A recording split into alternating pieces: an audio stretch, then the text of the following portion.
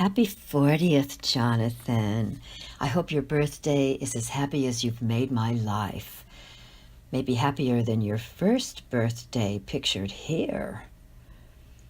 And here you are on my 40th birthday with Kathy and all spruced up, and then later in the evening. But I'm going back for a quick look at the highlights of your life from the perspective of your mother. And I'm sharing, of course, pictures, the shrine I have of you in the corner of the living room, and the comment you made about these two pictures. You noticed that when I was married to your dad, we lived in splendor, as can be seen by our finery. But when I became a single mother, it was downhill all the way, as we can see in this picture Ken Van Bree took. You have worn out shoes and patches on your clothes, and yet we're bravely smiling. We've been together through thick and thin and through multiple hair colors. The first time I tried to lighten up a bit, you didn't say anything. So after a while I asked, Jonathan, is my hair color a source of embarrassment to you? And you said, no, not at all. It shows that you're adventuresome, and that's good. Of course, you were once a redhead. But let's go back some 40 years. Here you are pre-birth. And on one of your first, maybe your very first day with your dad and with me. Then we got you back to your first home. And here's your birth announcement. And here's your first smile. That was at Stinson Beach when we were with Catherine and Barry and his family. And Christine is the one who got that smile from you. Here she is with her family and me. And here's the whole group. So I thought it would be fun to look at first meetings, when people first came to see you. So here are some pictures of the first arrival. Susie visited you at the hospital, and I think that Patty did too. But I think the first picture I have is here at home with your Aunt Patty, your Aunt Susie, your dad and me, and then later Nani and Jean-Michel. And here you are with Nani and Kathy, and your daddy man and Jackie, your grandmother Evelyn, Patty again with Sally or Sarah, another friend, a couple of my friends from the 1970s, and then Susie again, David, Becky and Jamie, Missy, and Becky and Jamie and us, Catherine and Barry, Charlotte and Aaron,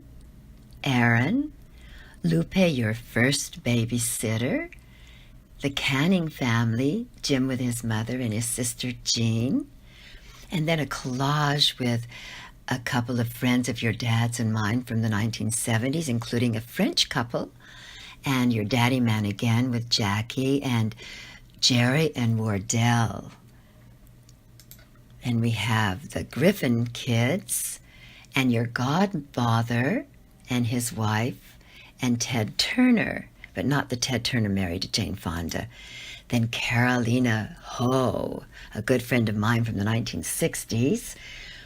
Tom and Andrea, a musician friend of your dad's. Then Kathy and Nani again. Then we have my cousin John Powell and his wife Kim. And Line met you when you were a little bit older too. Line from the South Pacific, from Tonga. Here you are with Andrea in 1982 when we were on our way to a reunion at Camp of the Woods on the East Coast. Jenny was sleeping, or we'd have a picture of her. She was just 6 months old, but we do have a picture of her when she came to San Francisco for a protest march, and we have other ones too. Here you are with Roger, and there's a wonderful story about this visit another time. Here you are with Jerry Gertz. I was her babysitter from 1955 to 1961, and here she is all the way from Hawaii babysitting you.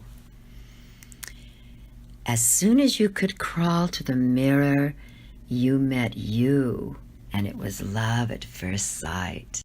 You've brought a lot of music into our lives too. Here's your first concert, which was at Stern Grove. Here's the program. You listened to music at home too. The first time you did it with the earphones, you put your hand over your mouth as if you didn't want the music to escape. And here you have your first buffet. And you soon formed the Jonani duo with your Nani on the piano and you on the clarinet. And here's a collage of the 10-minute concerts you gave us, 2 a year, one on your birthday and one on your Nani's birthday. You also played in high school with a jazz ensemble in the Lowell Orchestra and with the Young People's Symphony Orchestra in Oakland. Then you went on to the UC Berkeley Orchestra. I was also impressed by your piano playing. You seemed to pick it up so fast. Lonnie and your dad were also impressed. So your birth, first meetings, music, and trips. After Yosemite, your dad and I took you on a trip of 3,000 miles to have a reunion at Camp of the Woods. Then in 1988, Andrea, Roger, and Jenny greeted us with tapa cloth at the airport in Durango, Colorado.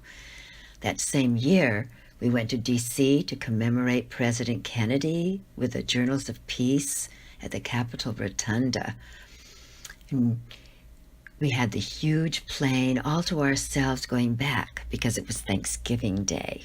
At the end of 86 and the beginning of 87, we had a reunion in Chicago with your Aunt Dana and Uncle Herman and cousins. Then in South Carolina with Daddy Man and other cousins. And that went on to Florida, that was 1996, with Aunt Catherine and Uncle Tom and my first cousins. Then our next trip had to wait until you'd graduated from high school. Then in 1998, we went to Cuba, a graduation gift from your daddy man. Then you had to go on to college, see how schooling interfered with our trips.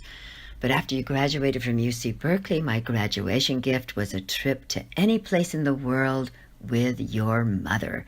And you chose Chile, where we went in 2002. Then we were both working and didn't take another trip together until 2010 when we went to Cambodia and Vietnam.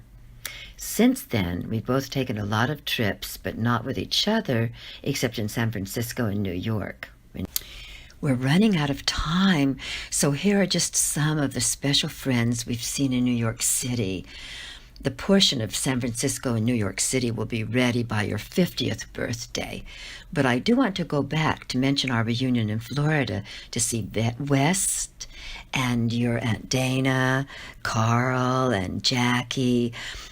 I haven't even mentioned the Joe Mama Book Club or the times we've taken to the streets to do our duty as citizens. But the 24th of March is approaching, so let me close with past celebrations and wishes for a 40th birthday that's as wonderful as you are, with lots of love from your mom, not Mama, but Mom.